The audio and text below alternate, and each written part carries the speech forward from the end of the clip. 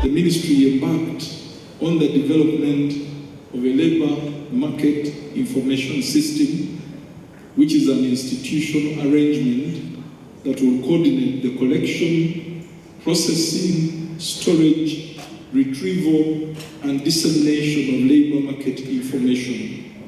We have also operationalized the digital job matching system that provides a platform for job seekers to have real-time knowledge of and access to information on employment opportunities. These two key deliverables are going to be launched in Nakapiriprit on International Labour Day a week or so from now.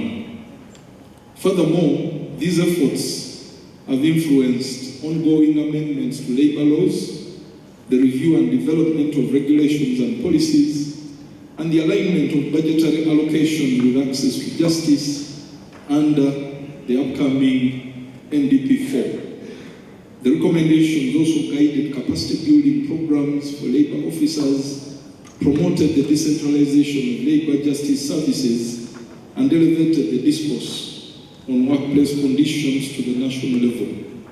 This positive momentum now forms the foundation upon which this year's convention is being held.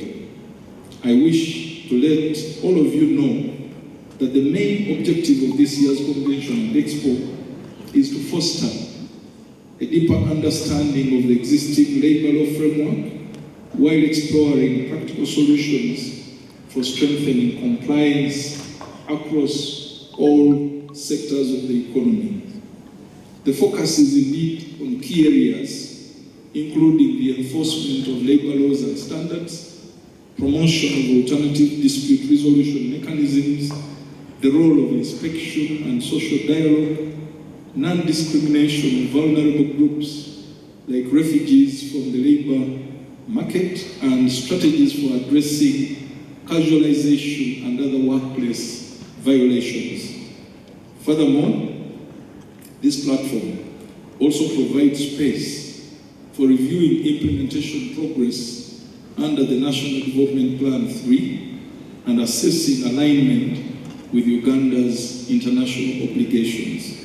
In conclusion, ladies and gentlemen, it is our hope that the insights and recommendations generated from this convention will continuously inform future policy and legislative reforms, strengthen institutional capacity, and galvanize collective action towards the realization of decent work for all Ugandans. Once again, I welcome all of you to this third annual Labour Convention and Expo and wish you very fruitful deliberations. I thank you for your kind attention. Solidarity. It is my honor to stand here before you on behalf of the workers to make a statement to this annual national convention. Firstly, to thank all of you for coming and also for continuing this step to establish this dialogue for which we as workers can be able to state our issues. The theme for this convention is strengthening compliance to implement law, a prerequisite for decent jobs, economic empowerment, and inclusive growth.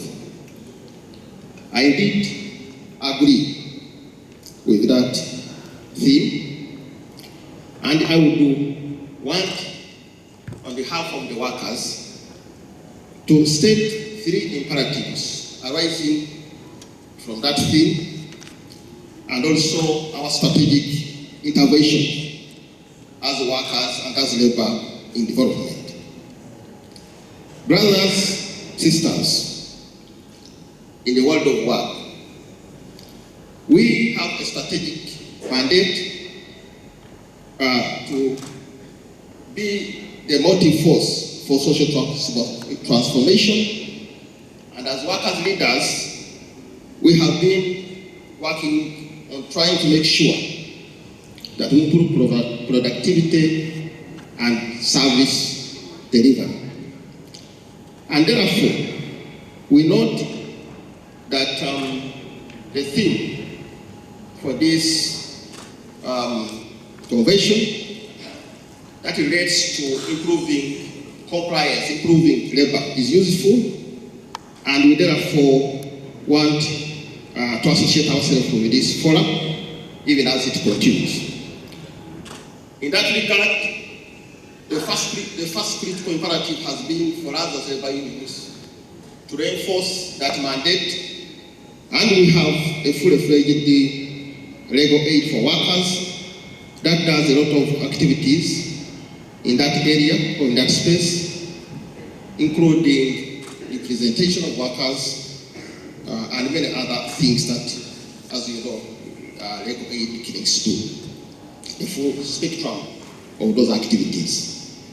And that is critical because we know that labor unions and their organizations and the members and the leaders and even the workers are useful if they were able to do and follow labor standards. And we have also established that observance of labor standards is critical for development. It's no longer a rights issue as it used to be thought in the past.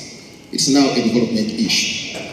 And that brings me to the second imperative that I want to leave to this gathering, this honorable gathering, that it's critical for us to recognize that organized labor is useful for development. Because as you saw from the statistics that we have seen and also that we know, in terms of the status of labor, in terms of the mindset of our workers, we need to have an emphasis in which we mobilize these members so that they can be able to participate in development and also be able to resolve all the contradictions that relate or that arise within the distortions in the capital and labor markets in Uganda, as you know. I don't want to go into those details because they have been well elaborated, and also, you know, the version of the speech which will be posted on our website as COF2, the whole version will be able to read and be able to understand. And therefore, labor unions are able to organize so that through organized labor, we can be able to better productivity, we can be able to use education to our members, we can be able to reform worker culture, enhance skills, improve industrial relations, better services, and empower the workers in terms of their competences, in terms of their other faculties and tenets that are useful for development. And the last imperative as I wind up, as I end, is that labor standards are positive ingredients in economic development. And we have done several researches, even in all our speeches that we have given in the International Labour Day. We have analyzed and underscored this important factor because we used to have an old thinking that if you have a poorly paid labor, low salaries, low wages, then you can be able to attract development. And that thinking has long been dismantled. And therefore, but we still have a hangover in that area. And therefore, we always want, in occasions of this nature, to emphasize that so that we can be able to tap labor for development and be able to recognize that decent labor, decent jobs are the prerequisite for development. I want to end by inviting all of you again to Nakapiripirit. I think I'm able to mention this very well. On the Labour Day, on the 4th, on the 1st May, that's the other Thursday. And we are going to have a lot of other activities on the ground in Nakapiripirit, working with the workers in that place and all the neighboring districts, so that we can be part of that Labour Day, even in that place, because this is part of a process or part of the activities or events leading to that Labour Day. Thank you very much for listening to me, for God and my country. Solidarity forever. Compliance is directly linked to productivity. So there is a direct correlation between compliance and labor productivity. In an environment where workers are not treated well, do not expect productivity. Secondly, is that strong compliance drives economic empowerment. Decent wages implies also that the purchasing power parity, the capacity of the economy to function well for employers to have a market is enhanced. Thirdly, the consistent application of the law promotes inclusive growth. It means no one then is left behind. The fourth point, collaboration and dialogue. Within the ILO, we believe in dialogue. Collaboration and dialogue is extremely important for effective compliance. You cannot do that alone, but when we work together, it's possible. First, for the quality of engagement. Over time, the quality of our engagement in the labor space, in fact, even this kind of conference wasn't there. This is the third one. That the quality of engagement has improved significantly, but also the frequency of those engagements. We engage a lot more frequently, but we also engage at a higher level as well. The third point where I want to thank the ministry is the positioning of labor and employment. In the past, labor and employment was not heard in the budget discussions. But if you see it consistently in the national development plans, the theme is always around job creation. And consistently, when you see the national budget processes, consistently matters labor is stated as a driver of our national agenda. So I appreciate the ministry for that. Secondly, I want to thank the industrial court. In the absence of the industrial court, the situation was, I should say, pathetic. Pathetic. Even from the employer side, the consciousness of complying with the law was very minimal. And if you look at the trends then, a lot of the cases were being lost by employees. Why? Because they simply didn't care. But that trend has changed. You don't have as many employers struggling to comply as it was the case in the past. This is because we have a functional industrial court. And that is accelerating the pace of compliance. So I thank you so much for that. Thirdly, I want to thank the ILO for your support. Technical support, financial support, all manner of support I can't even mention. As constituents, we are where we are because we receive proper support from you. The sixth imperative, my brother, on my side, is that we are looking forward to signing an MOU with the workers' colleagues on the Labour Day so that we can drive this agenda together. We are in it together to foster compliance, to enhance productivity, to ensure there is decent work. And with that said, thank you so much, everyone, and God bless you. Thank you, sir. This gathering is not just a date on the calendar, it is a shared opportunity, a moment to reflect, to learn, and most importantly, to collaborate.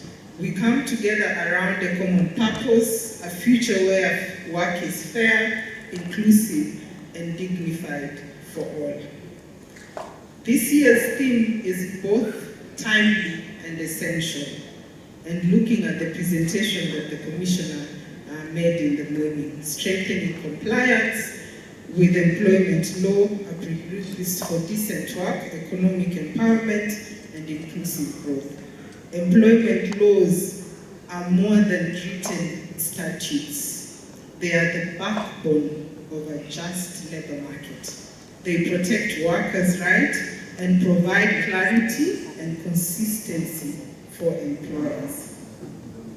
When labor laws are upheld, and we've heard from the previous speakers, trust is built, stability is strengthened, prosperity is shared. Not by a few, but by all. Compliance, as the MC has said, is not a burden, it's a bridge to stronger economies and empowered society. Therefore, decent work is not a privilege to be granted, it is a right to be guaranteed.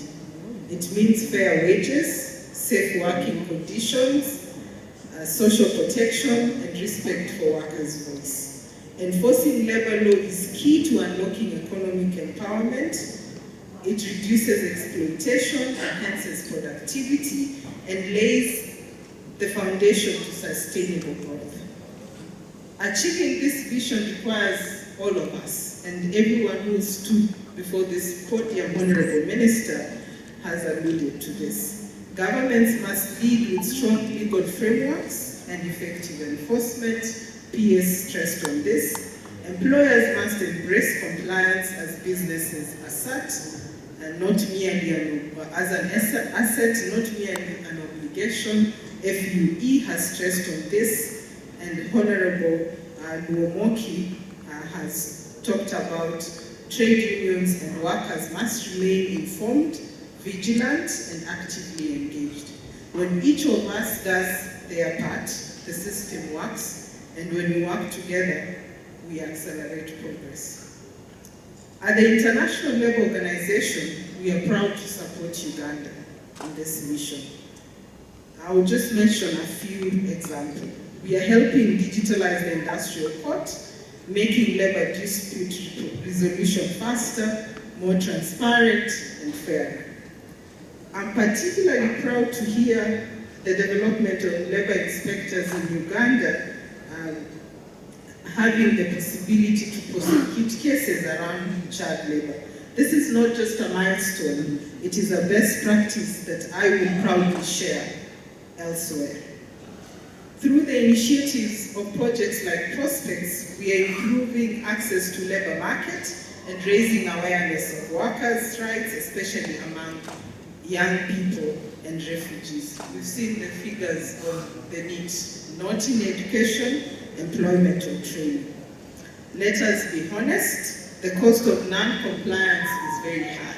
We've seen the numbers of the children in child labor. It results in unsafe working places, worker exploitation, and deepening inequality. For businesses, it leads to lost productivity, higher staff turnover, and damaged reputation. Therefore, we cannot afford that, not as individuals, and certainly not as Uganda. But there is hope. The MC, Honorable Minister, says we have to only talk about the positives.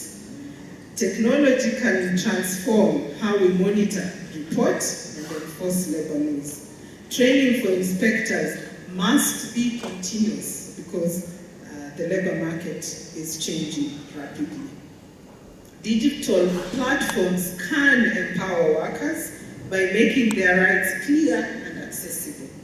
Let us innovate for compliance, not just for convenience. And we're having a chat with the honorable judges on this.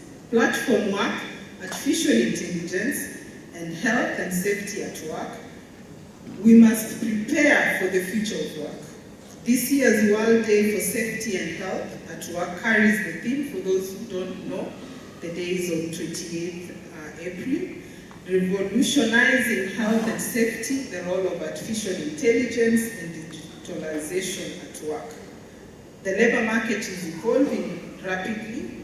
Platform work and artificial intelligence-driven jobs are on the rise.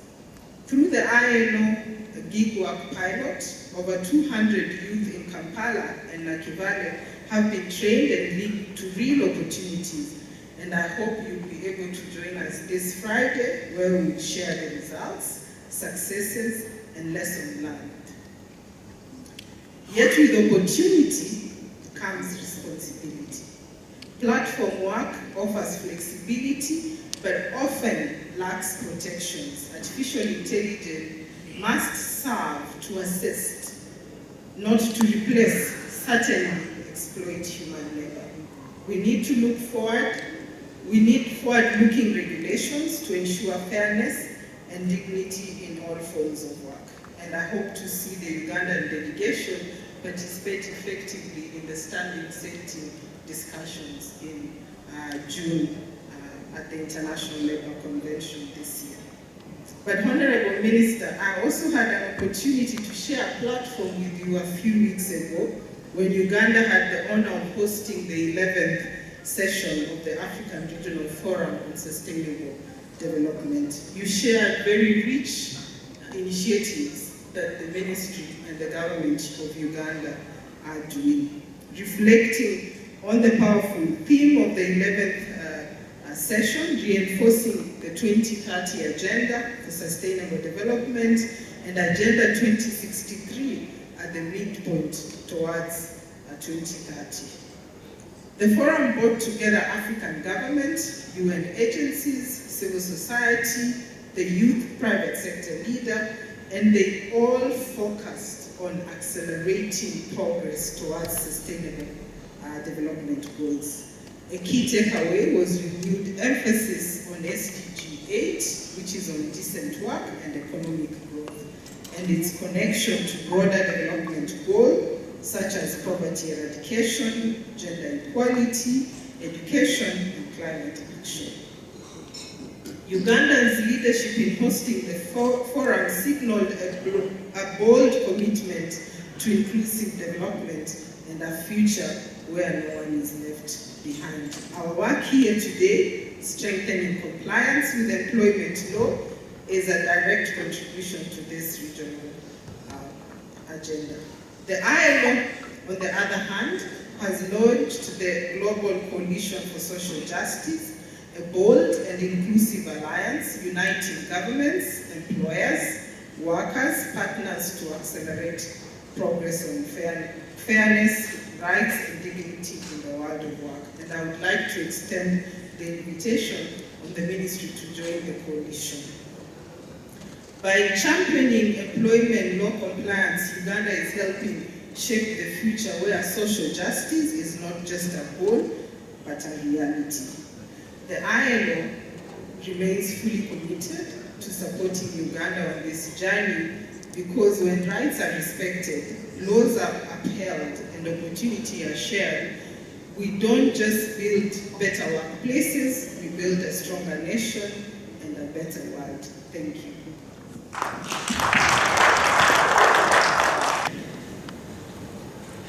I'm honored to stand before you as we all convene here for this third annual National Labour Convention, an expo under the theme Strengthening Compliance of Employment Law, which is a prerequisite for decent jobs, economic empowerment, and inclusive growth. I wish to note that the convention comes with at the critical time when Uganda is striving to harness a human capital potential to meet the aspiration of our Vision 2040. More so, as we transition into the knowledge and skill-based economy. The role of productivity, decent, inclusive employment cannot be overstated. The event further underscores the Ministry's commitment to creating platforms for open dialogue and partnership in promoting decent work, safeguarding workers' rights, and enhancing labor productivity across sectors.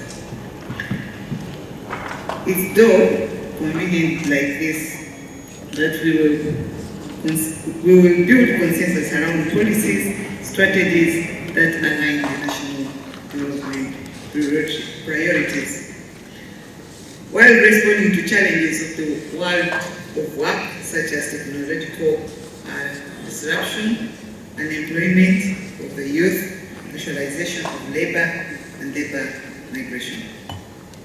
Esteemed guests, the convention is more than an annual event. It serves as the important opportunity to deepen our understanding of the human capital and how effectively utilize for economic and social benefit.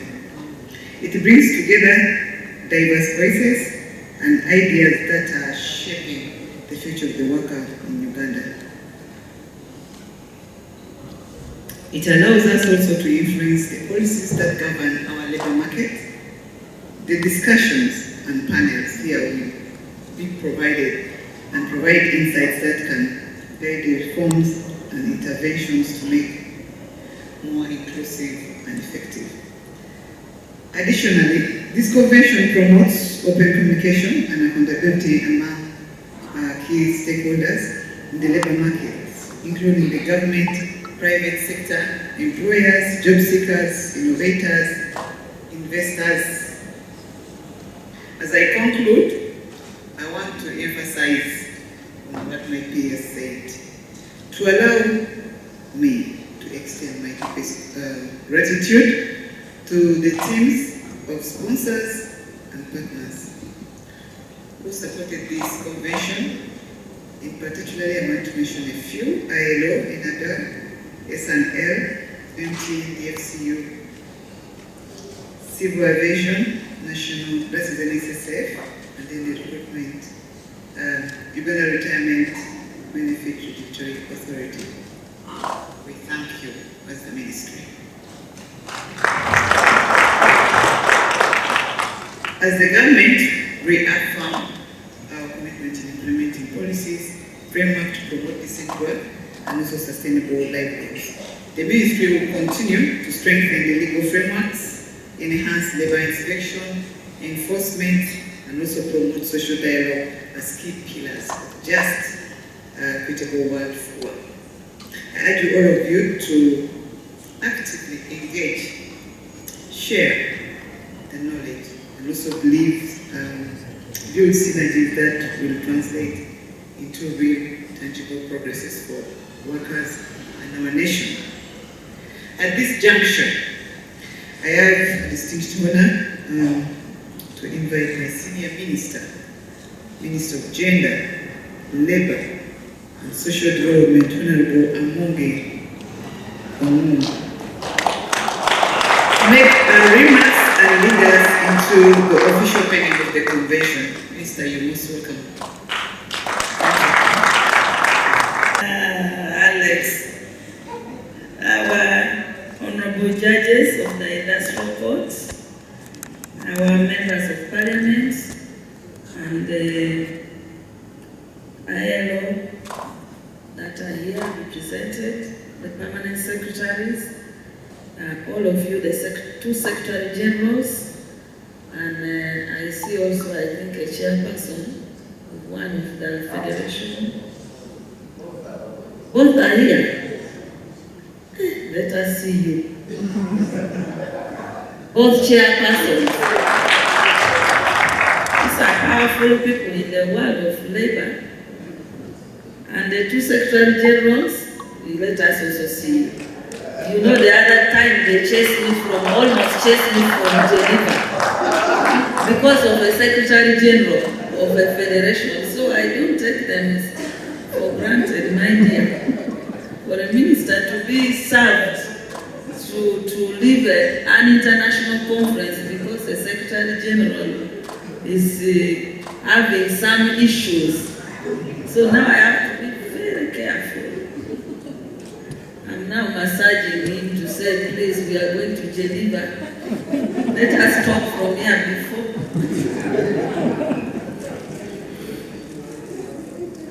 Our ED for Federation of Employers, thank you, Douglas, for the work that you do for us and distinguished participants. I am honored to be part of you today, and I really want to thank the workers MP and Margaret. You stand. This lady has pushed that many bill as private members bill. To the workers, she's very quiet, very humble, but vicious. So sometimes you see people until you meet them in the corridor of Parliament and giving you headache as a minister. And you have to move up and down and have to negotiate with them, please, please, this one, please. But the workers' members of Parliament have been able to support us on many amendments, and really we know that employment is very critical very critical for each one of us. I think we also now have other intervention in the ministry, in the department, within the context of decent employment, capacity building, training, building experience through the new programs that has been approved by Cabinet. So really, I want to thank His Excellency the President, who remains deeply committed and is always guiding us as a ministry. As you are aware, labor is one of the critical factors of production. These days when I move and I see people, I was telling His Excellency one time that most of these youth who finished education, and how many universities might we have now?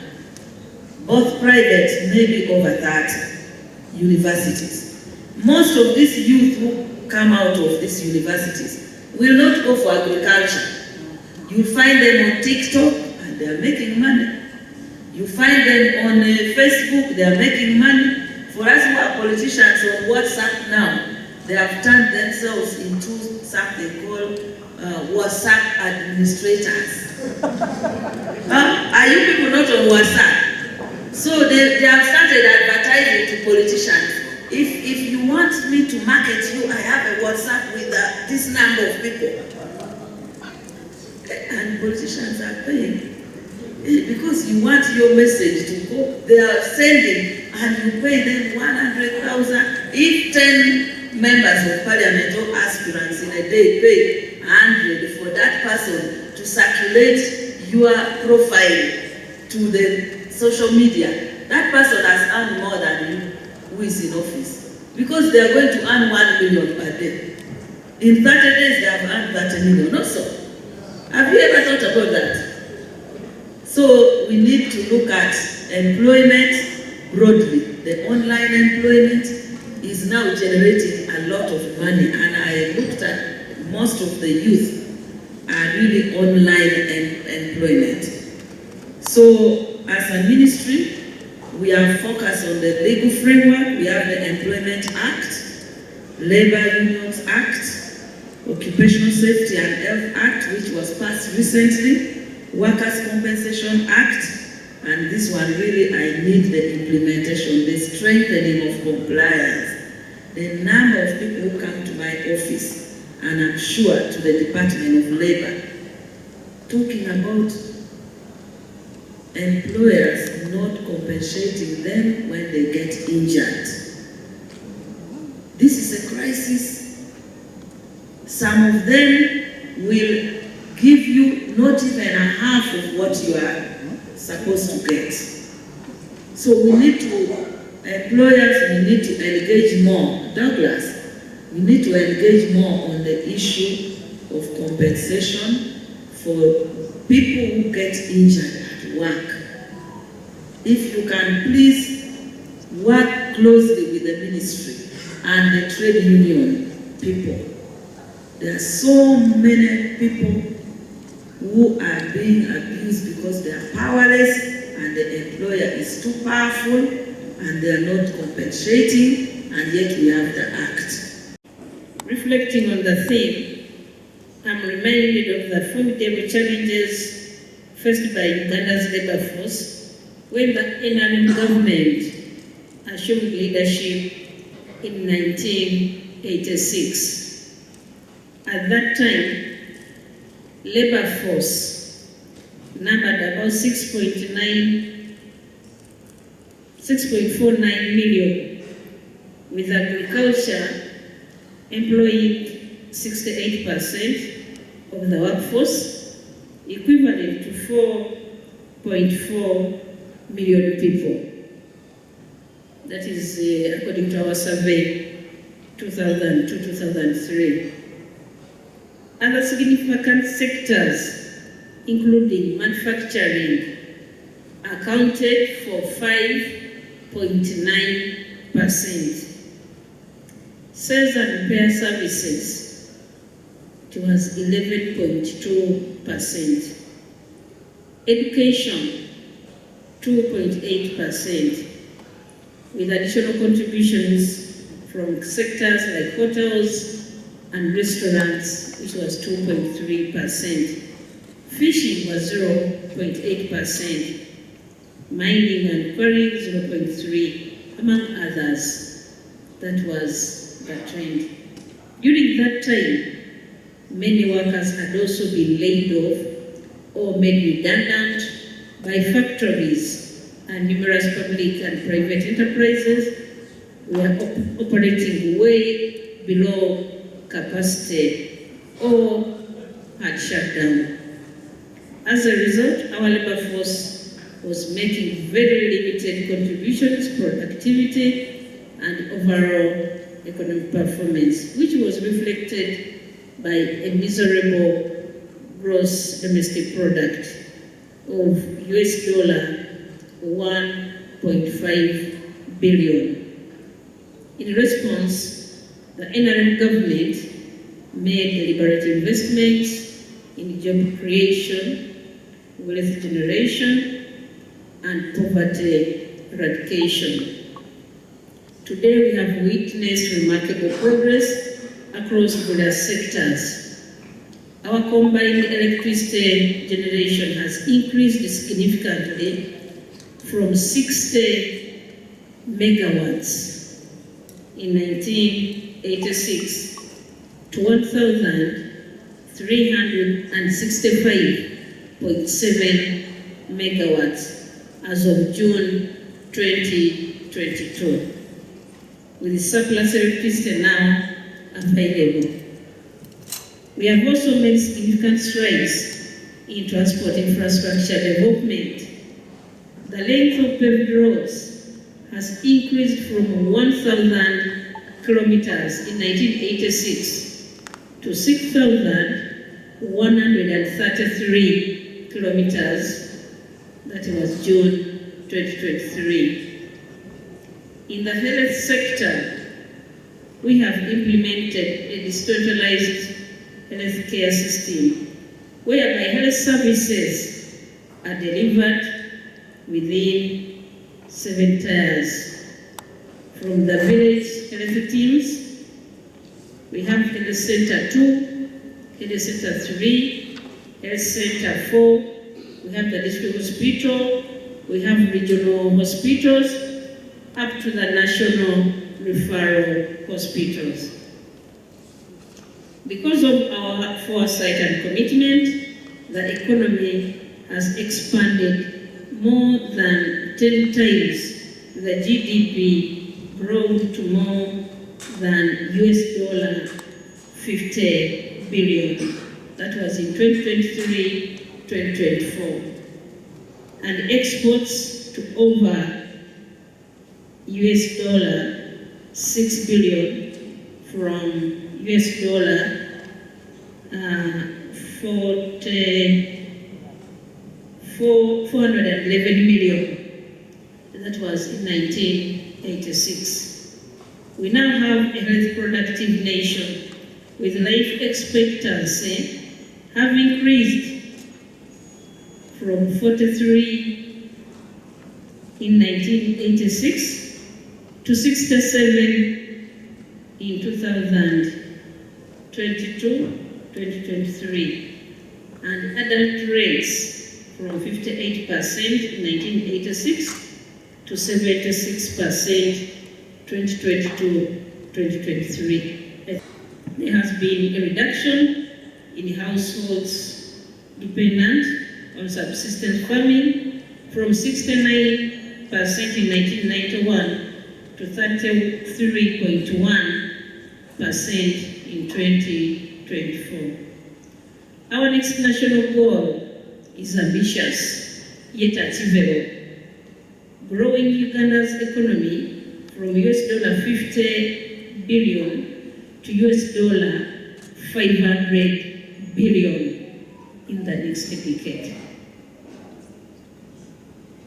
Even if we are not yet, we can clap for that. Because we are saying it's achievable.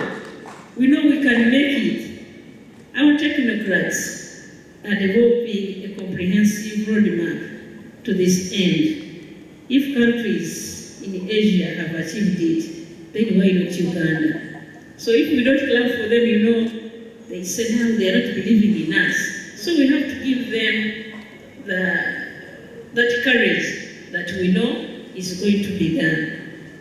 Achieving this target requires unlocking millions of decent and productive jobs for our people, grounded in strengthening compliance, sector employment law, equity, and social protection.